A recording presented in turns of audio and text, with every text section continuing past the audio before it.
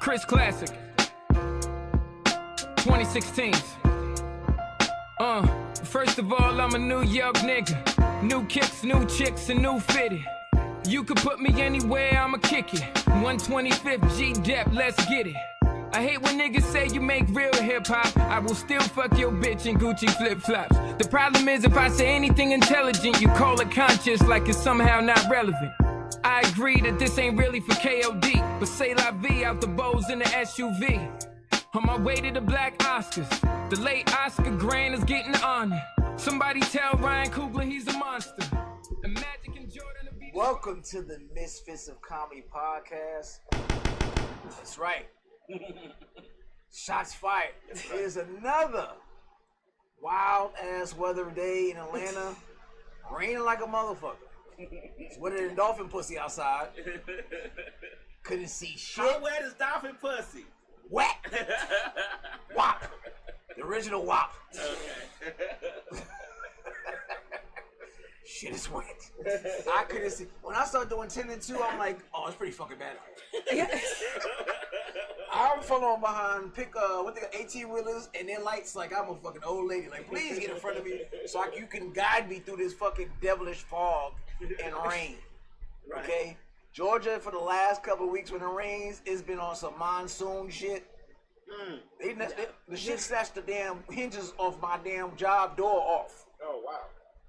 That's pretty fucking bad. I'm like, I'm not gonna be able to go home because I need this door replaced. So, y'all gotta stop right now. I don't know what you did to God or whoever's up there. It's getting really moist, but this shit is bad. We're calm down, okay? Let's go back to the really hot ass weather that Mother Nature's been fucking us up with. All right. So we want to introduce our guest for today, Miss Gayle Lewis. How are you, man? I survived driving through the monsoon to get here, and it is actually today is my birthday. Oh, so. All right. That's what I'm about. She celebrated her birthday with us. What's up? We almost killed her birthday. Trying to go out. Hey, you know what? Hey, that's what's up. That's what's up. Happy birthday. Thank you. Happy Thank you. birthday. I am honored. I think this is twice in going on 9 years and someone to celebrate their birthday with us. That's what's up. That's what's up. That's what's up. So how long you been doing comedy?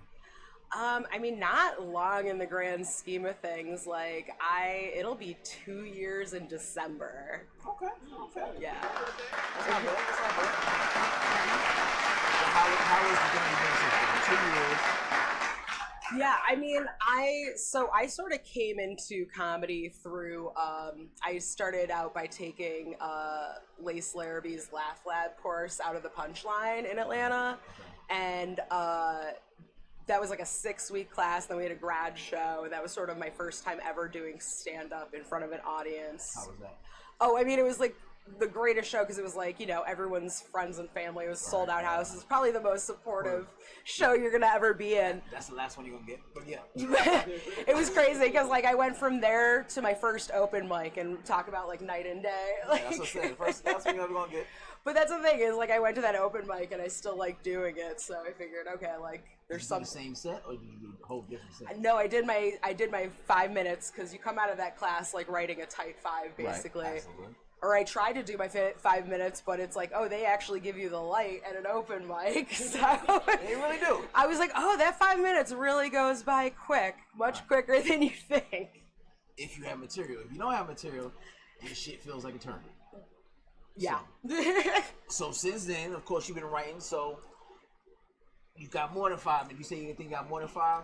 Yeah, well, I ended up, because I did my first festival in Austin in April, and so to sort of get ready for that, I took the level 2 of Lace's class, which is like you come out of that with 10 minutes. So after that, I felt much more comfortable going into a festival and having to do a full 10-minute set, and then I think that really prepared me for like the next phase in comedy for me, just like, you know, hitting open mics much more frequently, you know, getting out there, networking more, and just trying new things while I'm out at open mics and not just, you know, sticking to What you feel comfortable with.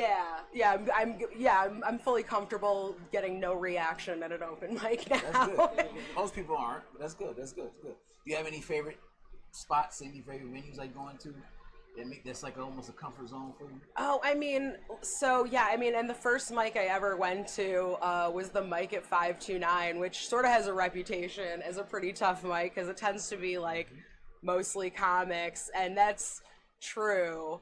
And so that's a mic. Why that's so, right? They're like sexing your shit. Oh yeah, but they're also like focused. Everyone's really focused on themselves too, so they're just more thinking about what they're gonna say rather than listening to what the comic on stage is gonna say. And so, but the thing about that, Mike, is I've realized like I can't do my material that I know kills there. Like the same joke that'll kill in every room, it'll be dead silence in there, and it will make you rethink what you like. How did I get here? Right. But that's the mic I'll use for, okay, like, let me riff and, like, let me see, like, okay, I have this weird thought, like, let's see if it hits or not. And exactly what it is. And, you can't steal that shit. You can take it. Take it, motherfucker. I don't even like it. I'm not even committed to this joke. That's what I do. If there's a room full of comedians, yeah, exactly, I might sit that bitch out, or I'm just gonna do nothing but new shit. I look at it as like if I'm prepping for a show and I'm just like, okay, I need to run through my set. It's like, okay, I'll just run through my set as like a rehearsal, and it's like, okay, yeah, it's very dry because no one is giving anything, and but you know what? That's the thing. It's like now whenever I'm in a room where it's like, okay, even if it's just a handful of people, as long as they're giving you some energy, I'm like, okay, yeah, this set is going great. Right. So I think, yeah, managing expectations is a very important thing to have when you get into comedy. Very much. You gotta have good self-esteem. Because this shit will bust your balls a couple times. You're like, God damn it. Yeah, and I think definitely I think the only reason you get on stage is like there is a part of you, even if you struggle with self-esteem, that thinks like I'm the shit in some shape, way, or form. Right. Yeah, very much so. So again, highs and lows. What is a low moment since you've been on stage and you're like, wow, that was a rough night. All the time, like, whew, this is it for me. I'm in the right place. So high and low. I mean, so it's been my birthday month, and I turned 40 today. Okay. I mean, I've always been really, like, honest about my age, just because I think it's important to be, because, like, so many, like, especially these young comics, these 20-year-olds, these 21-year-olds, they have no clue what anyone of any age looks like. That's the thing, is they're always shocked, and it's like, yeah, like, we don't wither up into like hags the moment we turn 35, like, you know. And I don't know, I also come of the generation that like we learned how to use sunscreen and moisturizer, so I think that helps. That's a good thing. Yeah. A little cocoa butter don't go a long way. That's what's up. Okay. So you said so the high, what was the low? Was that the low? Oh, so I mean, I haven't even, like, the one thing you'll probably discover about me is I tend to ramble on a bit at times.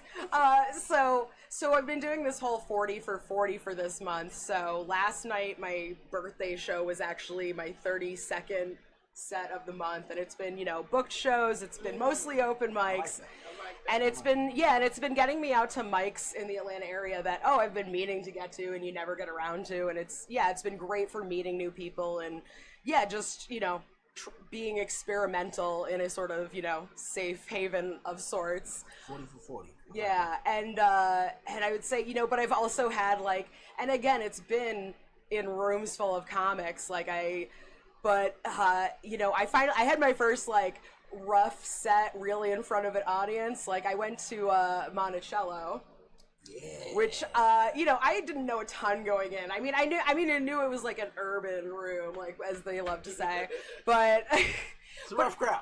That's like, yeah, because I was like, I've always done well. I mean, like, in the handful of times I've done, an urban room or, a black room, that's what we mean. Right. Like, I've done, yeah. Black room is okay. No, it's like, cracks me up, like, the divide in Atlanta comedy just cracks me up, because I'm like, you live, white rooms or black rooms? You live in Atlanta, like, how are you not doing surprised? Oh, I'm not at all anymore, like, I've seen it all now. You go there?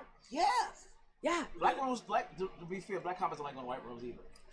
There's not a whole lot of Right. crossover, and I think it's unfortunate, but it's also just a question of it's different audiences like different things. And I mean, yeah, I've done well with black audiences before, but yeah, Monticello was a different experience, and it was like, you know, you hate to hear when you're getting off stage, she trying. Like, and I mean, I didn't even think it was that bad. Like, I got a few laughs and everything, and you know, but wow, like, I was just like, okay, she trying, yeah, she's trying. Like, yeah, you know what, it is. Well, that's a hard. But it was it was the bless your heart of open mics for sure. Is she trying?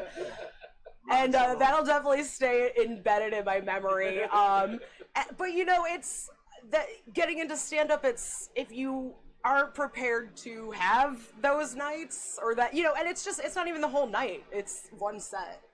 It's a few minutes, actually. And so if you're not prepared for that, then, you know, you're going to have a lot of tough nights. Very lot of tough nights. And then, yeah, in terms of, like, highs, I would say, honestly, it's really been, like, and so we had my birthday show last night at Mary's in East Atlanta, which is a spot that I've been frequenting since I moved to Atlanta.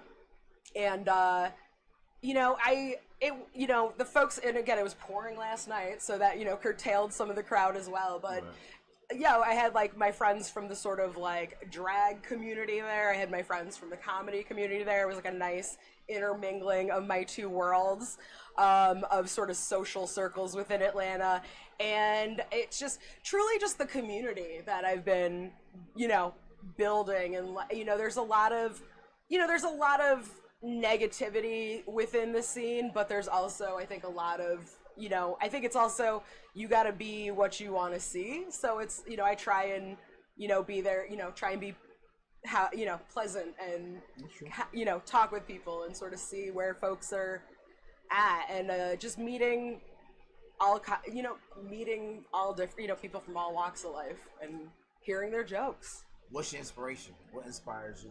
Who inspires you? Oh my goodness. I mean, in terms of like comedy, Yes. I mean, I've always been a fan of like Margaret Cho. I love Ali Wong. I mean, I love Patton Oswalt. Like, so I mean, yeah, and I mean, it's like sort of the 90s, and yeah, the 90s were like a really good time for comedy, because it was, you know, not just like stand up, but also like Mr. Show with Bob and David, and like, yeah, like I'm obsessed with that show, and yeah, so it was just sort of variety. Yeah, exactly, and so much has been influenced by that, and shoot, what was the question again? Yo, I have ADHD, so like I made sure to medicate before this, but like it happens. Did you smoke? Did you smoke a little bit? Of course. Okay. One thing you know about me. You're welcome. No, I'll say, what was your inspiration? So you did. Again, just cut me off if I'm going on for too long. So your writing process, how does that go? What are you writing a lot? Do you do a lot of crowd work? How's your stage presence? I mean, I've been dipping my toe into more crowd work. Like I think it's hard to be really good at crowd work. I think there's people out there who are great at it. Matt Rife and all those type of guys, but yes. I mean, that's not even like who I like think of when I think of good crowd work. Like I think of like Todd Barry, or honestly, like Nicole Byer just put out like on YouTube a whole crowd work special, which is super duper fun if you're a fan of hers. Like, so yeah, it's. And who else? I think, yeah, I've seen like Gareth Reynolds from like the Dala podcast. He does like a lot of crowd work in his stand-up. So yeah, everyone talks about like Matt Rife. Like I saw this post on Instagram that was like a historic, like one of a kind special of crowd work. And I'm like, except for everyone else who's done it before. Right. No offense. I don't know, Matt Rife, if you're going to give me a job or whatever, but I don't think that's ever going to happen. I talked about so a few times. I mean, he's never going to know who I am, probably. And that's fine. It's not why I'm here. Right.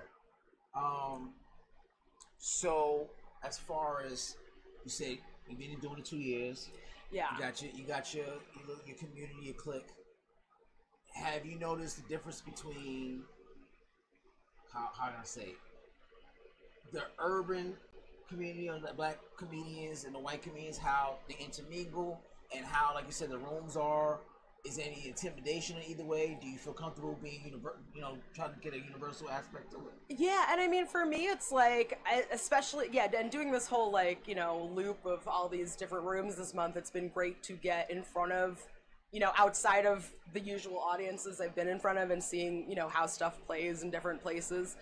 And I think, for me, I just try and be me when I'm up there. I think it's important, like, you can tweak your set to the to the crowd, to the feeling, what it's any audience, like what they're reacting to. It's like, okay, there may be, I do a lot of material on the fact that I have ADHD, and something I've noticed, at least in the black rooms that I've done so far, is that material doesn't hit as hard with that crowd as it does in the which, I mean, everyone, like, listen, everyone can benefit from therapy, all that stuff, all that. No, that's the problem. But it's just, and I think it's just a question of, being you, but,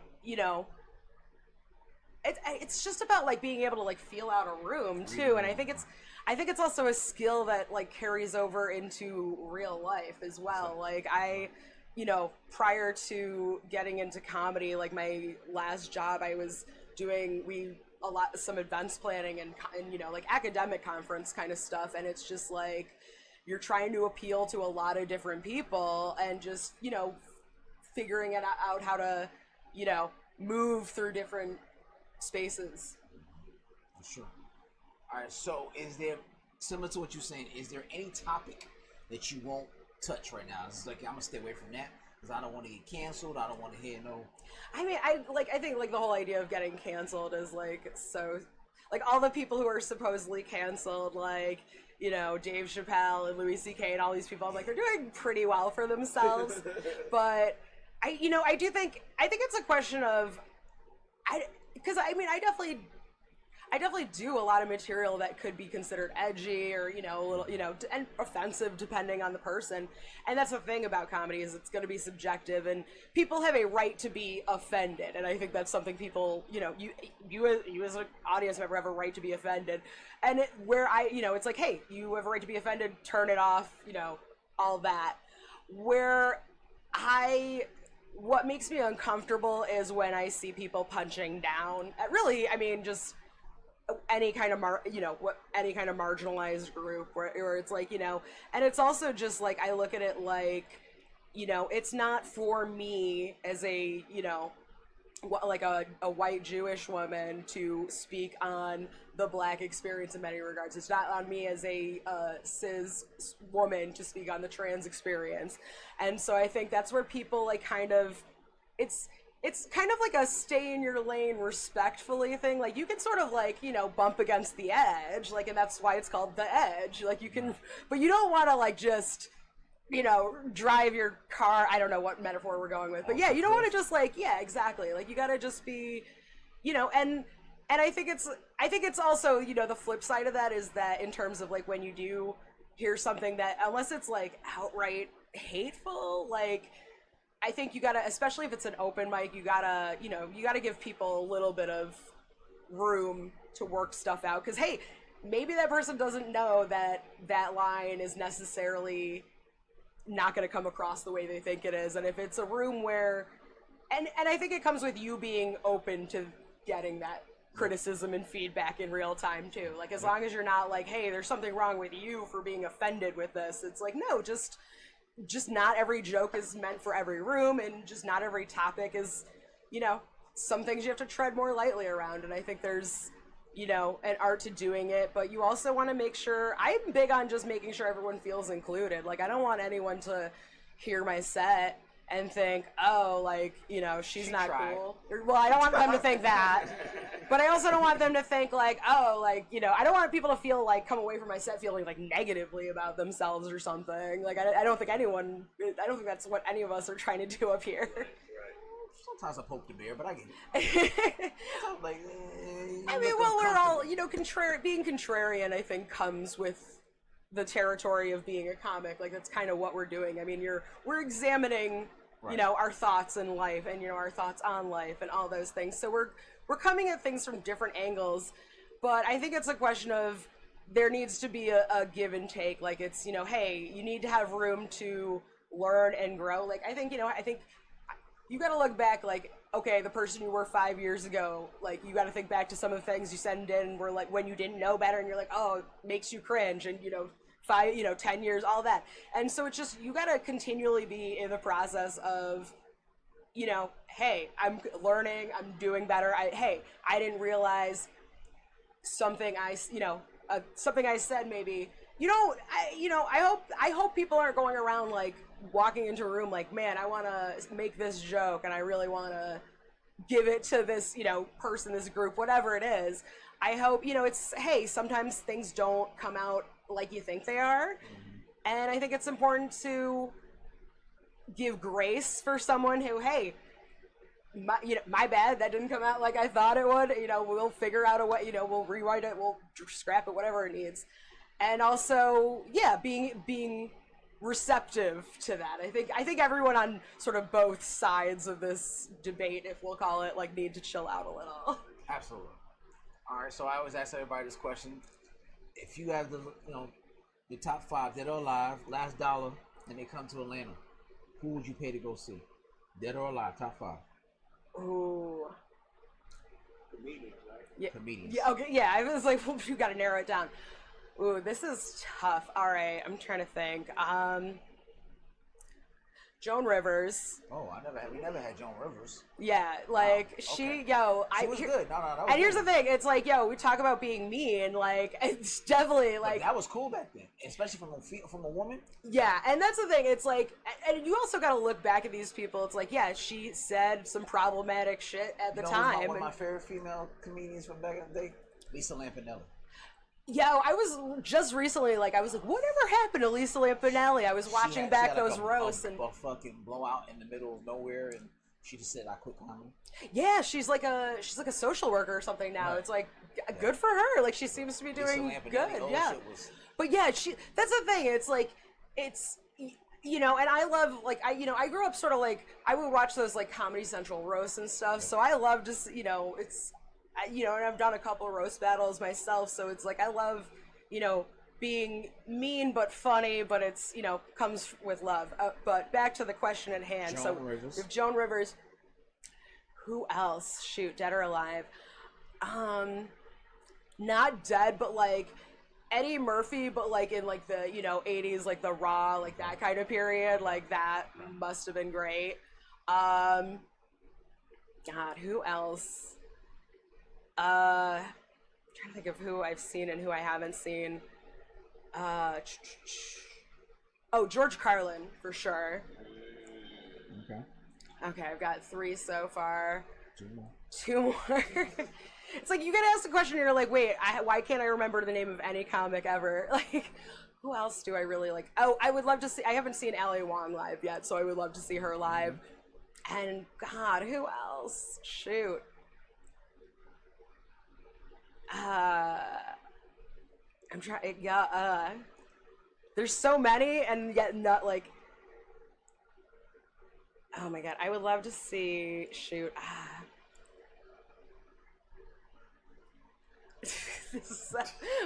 I'm like, all of a sudden my mind is usually never blank, and I'm like, I all of a sudden just went blank. I would love to see who.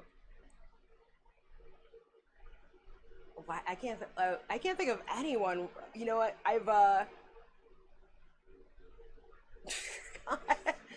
Someone you just named. I just named somebody earlier. Oh my God, I'm trying to think. Well, I mean, I saw Patton Oswalt last October, right, so that was cool. Who haven't I seen that I want to see? Just your top 5 period, whether you've seen them or not. Oh my God, I should have sat down and thought about who my top 5 are, because it's always changing. You know what? I would love to see. Oh, you know what? Actually, Nikki Glaser. Okay.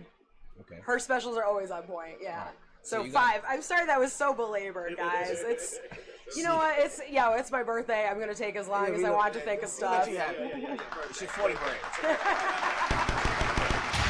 right. So you got those 5. Do you remember your 5?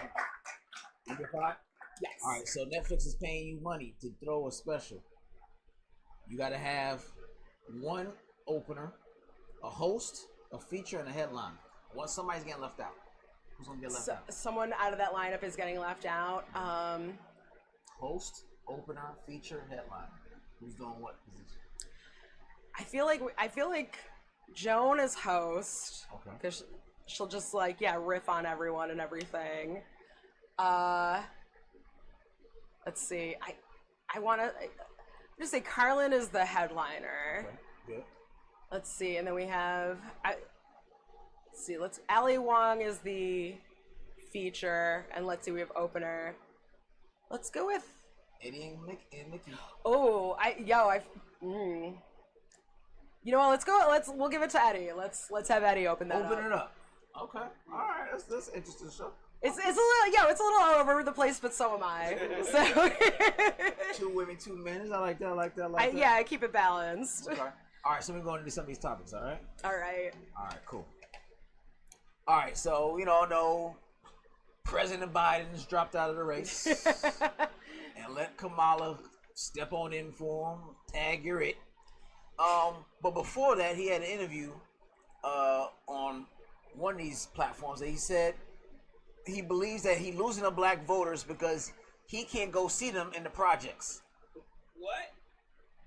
I mean, well, he did get COVID, did he not? So I mean, it's a health concern. Just he can't be around too many people in general. Like, you know what I mean? It's like, when it's like it's like he needs to be around people who are just wearing masks all the time because he might catch whatever. Like, if he catches anything, it's over. You know what I mean? Like, that's the immune system. Nah, he said. But he thinks his personality is so winning, and he's just like, I can go to the projects and like. Is that as like I could shoot someone on Fifth Avenue? Like, is that? There's nobody in the Bronx like I ain't voting for him. He ain't even come to Brooklyn yet. He ain't even come. Yeah. To the Bronx. He's gonna talk about where's Corn Pop when you need him, right? Like. He can barely move. I know. I'm so glad. Shootout and watching him. Thank you for your service, man. But like, thank God he stepped aside. Like, my goodness. Yeah, he's looking bad. It's rough. And listen, my grandparents lived with us till we were infirm. Two ways across the park where he says he can't see black people because he can't go to the project. That's what I said. He literally works with a black woman. And he's like, I don't see color, like when it comes to her. But if I do, y'all would be in the projects. That's where the black people are. What are you talking about? Like, come on. Like, gotta love Joe. No, it's like, it's like that old person who's not like. They don't like say like crazy racist stuff, but like their my worldview is shaped by racism, so they're just like they're like the nicest person like to whoever. But I mean, and I'm just like I don't know him personally, so I have no idea what he's like in person. But they could be like cool with everyone, but like they'll just say some like weird off the wall shit. Yeah, like just excuse my papa. Like my grandparents, my maternal grandparents, because like I never met my dad's grandparents. They both died before I was born or baby. But mom's grandparents like lived with us like pretty much till the end, and like they were just chill with everyone, cool. Like not like they definitely like never like harbored any kind of racist attitudes towards anyone that I ever witnessed. But sometimes they'd like, they were, Jewish. Sometimes they'd like come out with like describe someone as like Schwarze, which is like the Yiddish for black. And it's like, that's that's a little antiquated. Like we're not, but it's like, it's like as long as you let them know, like, hey, that's not cool no more. They, they'd be like, okay, like I think maybe that's probably where I got like the okay, like like moving, like apologies, moving along, like. Right. Sydney, Australia. You heard how high their living expenses is, right? It's like crazy high. A landlord advertised for someone to sleep on an enclosed balcony and rent it with a mattress on it for $969 a month. I mean, didn't New York City do it first, though? Right. We did. You ain't gotta point it out, but yeah, we did. Like New York City's been crazy rents, and I mean, Atlanta's trying to get there. Unfortunately, yeah, I mean so it's not just like America where we got this housing crisis. Crisis is crazy in Australia. Yeah, it's almost like housing is one of those things that like just shouldn't be made, we shouldn't be making money off of it because people need it to survive and thrive. And medical. Yeah, same with college. education and healthcare. All those things, it's almost like the profit should not factor not, into that at ever. all. But like, hey, we're living through late stage capitalism. Like, you only YOLO once, everyone. Like, Right. You only go live you only YOLO once, or yeah, I don't know. Speaking of that, 49% of Americans believe that a college degree is not necessarily necessary to have a high-paying job. I'm one of them motherfuckers. Cause Sally Maybe busted my balls. Bitch, you could have had this degree. I don't even work in my damn field with this damn degree. So Yeah, I mean, I have like, I'm 6 figures of debt for a degree that I'm definitely not using. Yeah, it's kind of nuts. But I do think that, like, I used to have a job, like, I'm currently unemployed, but I used to have a job that had a decent salary, and it's like, I don't think I would have gotten that job had I not gone to school and, like, you know, met these people and worked these jobs, et cetera, et cetera, et cetera. But at the end, the degree itself was that, you know, that actual thing. It's like the experiences and everything that comes with it. But again, we don't have a great system at all. Like, I think, yeah, education should be free because I think I'm very much enriched by the schooling I had. And I do like to learn things, but yeah, I think, again, tying like your ability to make a living to college is one big networking event, and niggas Pretty just take much. a break and go to sleep and come back and network again. Like, we taking an 8-hour break. See you in the morning, network again. That's all it is for 4 years. Yeah. And you get chaperoned by a teacher, by a professor. That's it. So it's one big networking event. And everybody like, oh, that's my college buddy from blah, blah, and then y'all somehow help each other get a job somewhere down the line. That's it. If you don't know somebody who knows somebody, you're not getting a fucking job.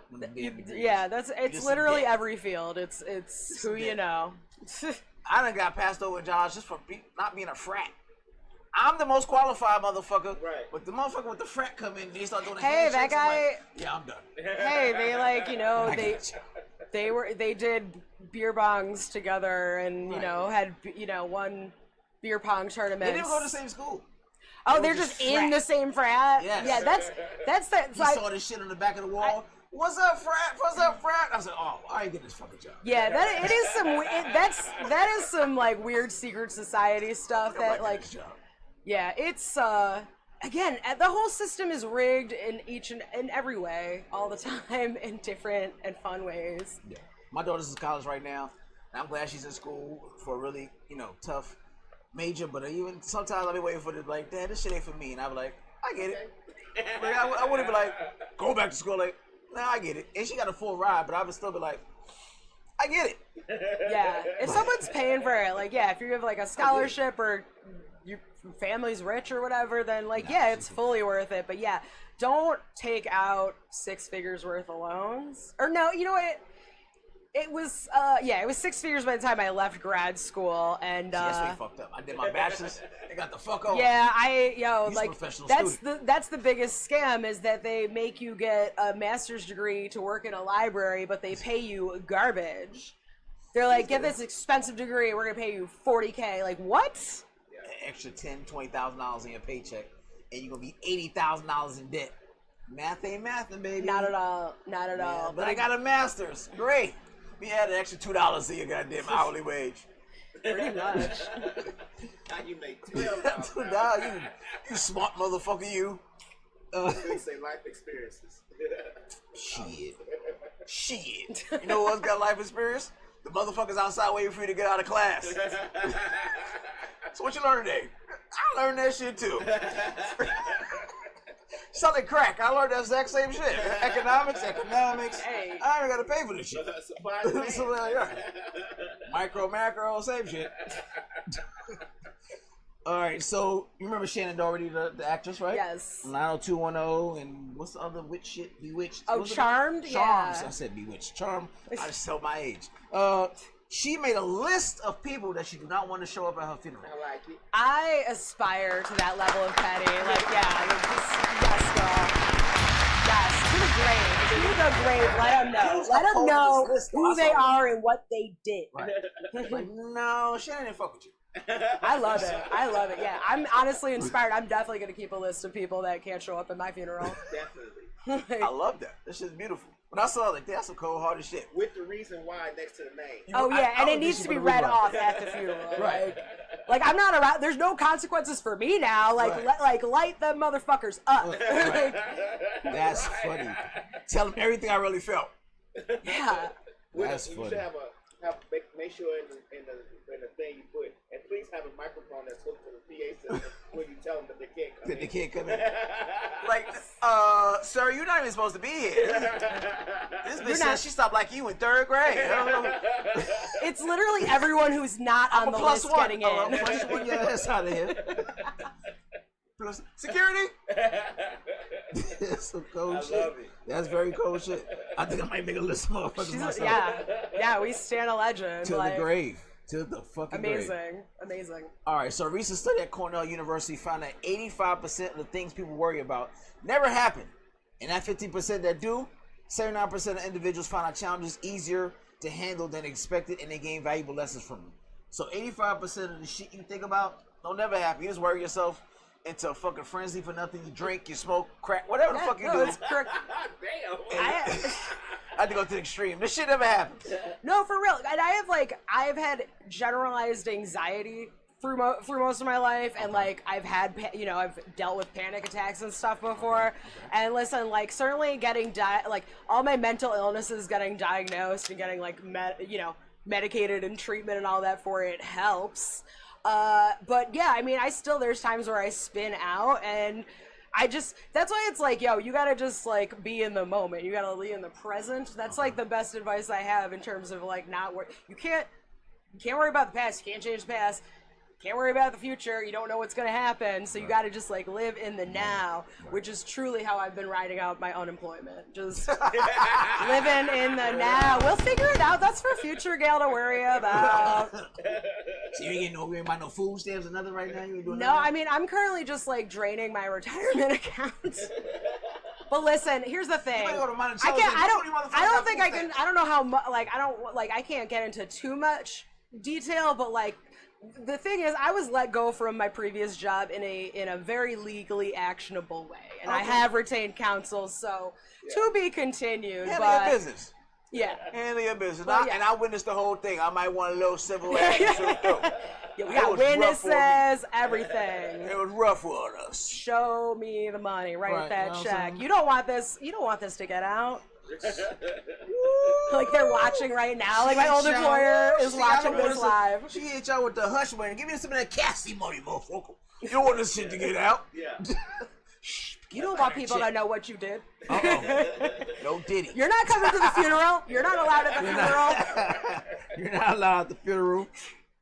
All right, so they got an Instagram model, influencer, whatever, goes viral after explaining why she only date younger men.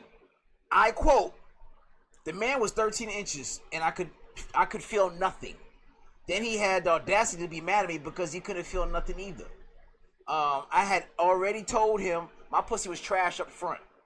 That's why I like my man ages 21 to 24 because they don't care about not feeling these pussy walls." Wow, that's a lot to take in.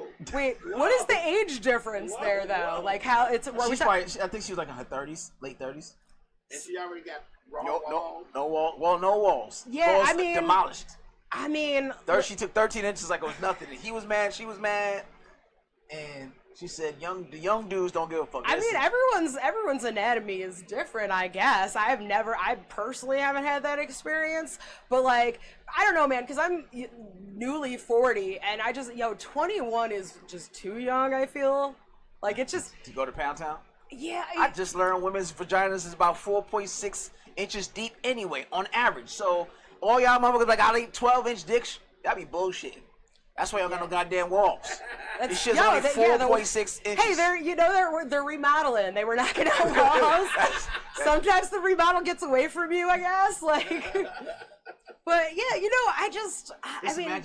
But it's also, but why do older men date younger women? Because they don't know it any better, and they don't know you're trash in bed. So it's the same difference. Like, Nah. We date young women because they have no inhibitions. Right. They say yes.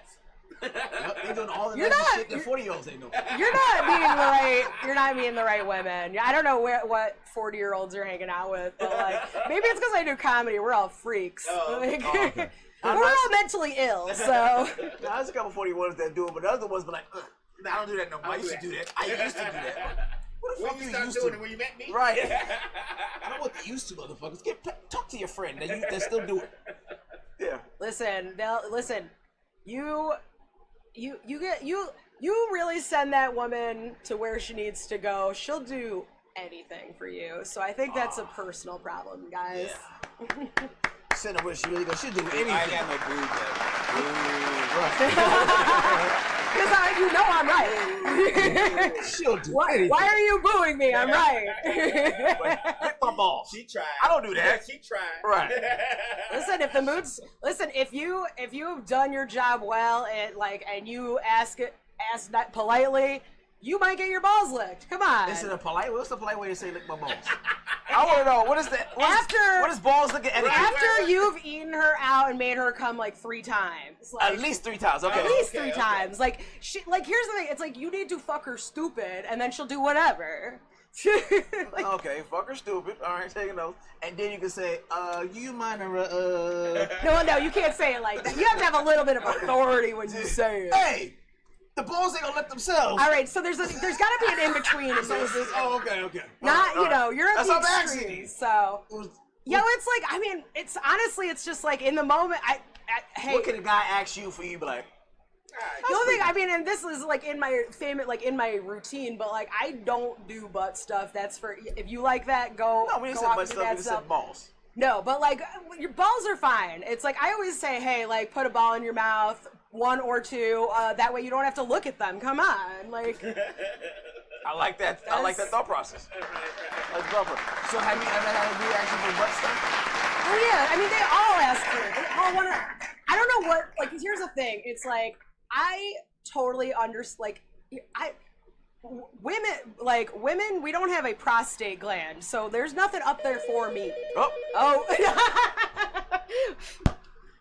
Thank you for calling Misfits. This is CJ speaking. How can I help you? TJ, Yo. hey, trying to get on the show. Got a couple of comments.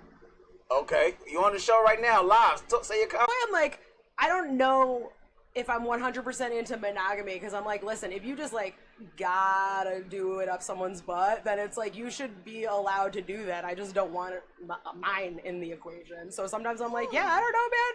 Maybe it's a good idea, but I also feel like, at least when it comes to like straight people, I've seen historically terrible at doing the whole polyamory thing. Like all the queer people I know, they got shared calendars. They're like on it. Not calendars. They got custody of a motherfucker. Truly, I mean, polyamory Tuesday, is Thursday. just a scheduling kink, I think. Shit, you put me on to something. God damn. Yeah, this is sketchy, dude. Okay. So you be open to a poly thing as long as they start talking about butt shit, you're like, yeah. We should do poly. I mean, it's been so That's long.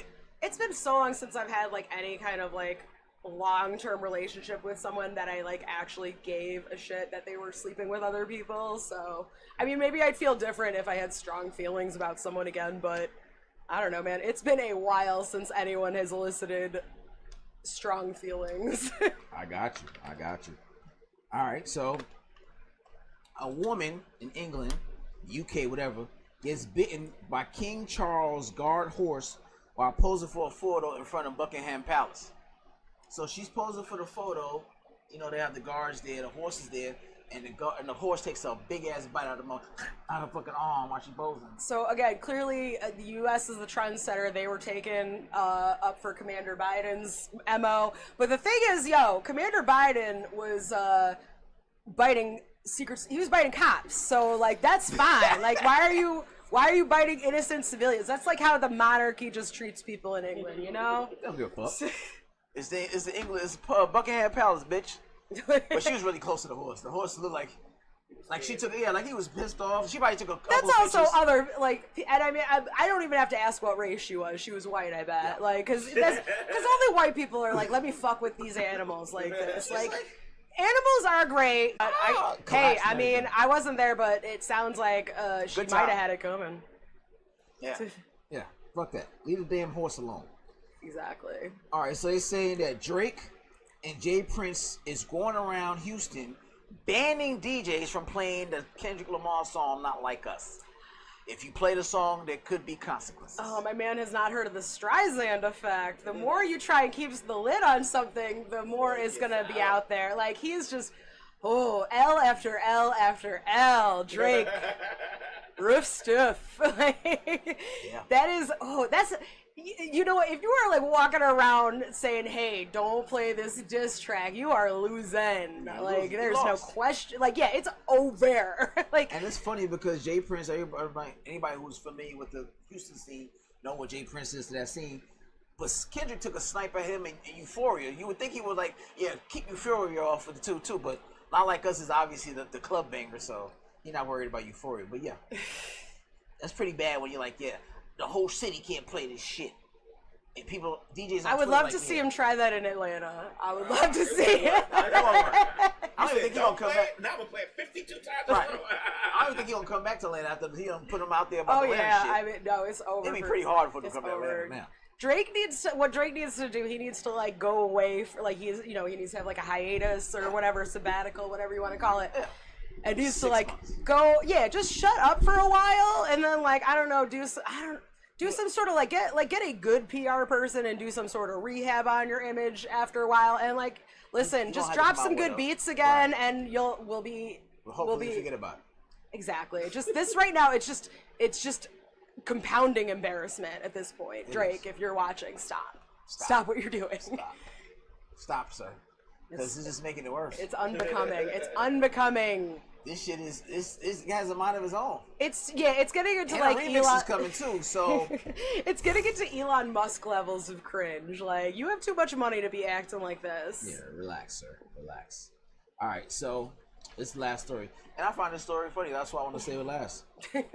Sharks off the coast of Brazil have been tested positive for cocaine. Marine biologists tested 13 Brazilian sharp-nosed sharks taken from the shores of Rio de Janeiro, found that they was tested for high levels of cocaine in their muscles and livers. The concentration was almost 100 times higher than previously reported by other aquatic ant creatures. So obviously, the other ones got coke in their shit, but something about these sharp-nosed sharks really like the coke. So first of all, I guess when you flush your drugs, it does go to the ocean. It does. We always want to know But what happens also, to oh it. my god, can you imagine like just Jaws on cocaine though? That's That's crazy. too You much. ever watch the movie Cocaine Bear? No, I still need to watch it. It's a stupid movie. But I can imagine But it's real. a cocaine shark, like a shark just bugging out, fucking everything up in his sight. It's 13 of these motherfuckers. But also just like won't stop talking about like their movie idea, like just so annoying. Man, I Just can't like get- he's really aggressive. Like Hey, human, what you doing over I there? tried to bite this whole last week, and do you got any more cocaine? Yeah. You got any more cocaine? they got a Anyone seat- holding? they got a Anyone turtle holding? shell as a table. Right. Just like, oh my god, this shark won't leave us alone. He's snorting off. He's acting like we He's all snorting can off tell. a rock. We all can tell you're high, dude. He thinks we don't notice. He's snorting off of rocks and shit. I almost bit that human over there. I almost bit that motherfucker. That bitch fast though. That bitch fast. That's hilarious. 13 sharks in Brazil high off coke, 100 times more than the other creatures. That means the other ones already as high. How much coke are you going through Brazil that They're the like all your sea animals are high on coke? they're like the Scarface of sharks. Like These three motherfuckers went overboard and got extra. They didn't know when to say when. they're the Tony Montana. They're just like putting their face in it, like just say hello to my little fan. Like But it's such a specific number. It's just like, hey, don't tell nobody else. Come on. they must have. The scientists were like, no one's gonna believe us. We gotta get real specific. Like, 13 fucking shark nose. I'm like, this They shit playing is with their wild. food and shit. Hell yeah. I don't like you. Wow. I'm just fucking with you. Get. Try it back tomorrow. You know it's a drug dealer that's bad to the motherfucker. Like, hey, what happened to my product? Oh shit, it's fucking sharks. Right. Niggas don't even bite nobody. They're circling around. They're circling. Are they gonna attack at any point? They're circling around. Like, you got more of that shit? No? Alright. Don't come back tomorrow with this shit. I'm gonna bite your ass for real. I'm gonna let you pass. You know what I'm saying? Sorry, babe. It must be the blow. Right. That's funny. I was like, cocaine sharks? I do want to see the movie. I want to see that would be a movie. great Come on. movie. Sequel to Cocaine Bear. Come on. Let's green light Cocaine it. Bear was so fucking hilarious. And it was based on a true story. So Yes, I mean, literally, that's the crazy part it's about the it. formula is there. Like it's get them on this. Come on. You ever seen? This is a trashy movie, but sometimes I like a little stupidity movie. Sharknado. You ever seen Sharknado? No, I haven't seen Sharknado, but I have seen Birdemic, which What is the fuck is a birdemic? it's About. it's like Sharknado, but like with a lower budget, basically. Just. No, I want to hear about this. What the fuck is bird? It's called Birdemic Shock and Terror, and it looks like it's like a college, like it's the quality of like a college project film, but it's like, yo, the special effects on it are, I mean, it's definitely, if you like a dumb movie, like if you like watching something just like, so like, how do they even make this? Yeah, every once in a while. Yeah, then it's definitely a fun one for that. Yeah, Sharknado was definitely. But yeah, that's wild. Okay, Shark. But it's like someone saw Birdemic. It was like, what if we gave it a budget and that Sharknado? That's wow. All right, so that's the end of the show. Give everybody your social media stuff, where they can find you, your next shows, all that kind of good stuff. You can find me at Gayle the Quail on Twitter and Threads. Those are the ones I'm primarily on. And let's see, my next show. I got 2 coming up on Saturday. I'm going to be doing a show at Fetch Park in Buckhead. And then after that at Is that dog park? It is. Oh, okay. So it should be. I'm not bringing my dog, but Dogs are going to be there. they will be there. Are you bringing cocaine? Not this time. Cocaine dog sounds like a good I story. say, hey, you only bring if you can bring enough for the whole party, and there's just good. I don't have enough for the whole party. I'm on a budget, okay. you know. All right, and then after that, at 10 o'clock at Onward Theater is this show Horish. That's gonna be super fun. It's gonna be stand up, cabaret, burlesque, So it's gonna be, and every ticket comes with a free margarita before the show starts. So it's like you're really getting your money's worth on this one. TDs, margaritas, and jokes. You can't go wrong with that. Really can't. Cannot go wrong with that. Okay, all right. I like that. You gave all your social media stuff, right? Yes. All right, fantastic. All right, I have a show coming up this Saturday at Baccaris Plant-Based Pizza Lounge, 8 o'clock. It is 576 Lee Street. Again, 576 Lee Street. I got my headliner, my homegirl. She's from Jersey, but she lives in North Carolina now. Miss Chit Chat. I got my man, Thank You, Chris, featuring. And I got my opener, Donald Hart, that was here a couple weeks ago. It's going to be a great show. Make sure you guys come out. $20 in advance and $25 at the door. All right, all the information is on my page. CJ Trowers, TROWERS Comedy. All right, again, this Saturday, 8 o'clock, Baccaris Pizza Lounge. Get the laughs. These shows are getting better and better. I'm bringing some really good talent. I got my homegirl coming in from North Carolina, headliner. All right. If you missed the show for whatever reason, I don't know why you would have done that. You can catch us on YouTube under Misfits Radio, Misfits of Comedy, Instagram Misfits of Comedy, Facebook Misfits of Comedy, Amazon Music, Roku TV, iTunes, SoundCloud, Mixcloud, anything you watch any podcast on, Pandora, we on all that shit. All right. And then there's other shows here on the Misfits Radio and TV platform. Make sure you support those. Again, we'll be here next week at same time, 8 o'clock Wednesday. Misfits of Comedy. See y'all next week. All right? Peace.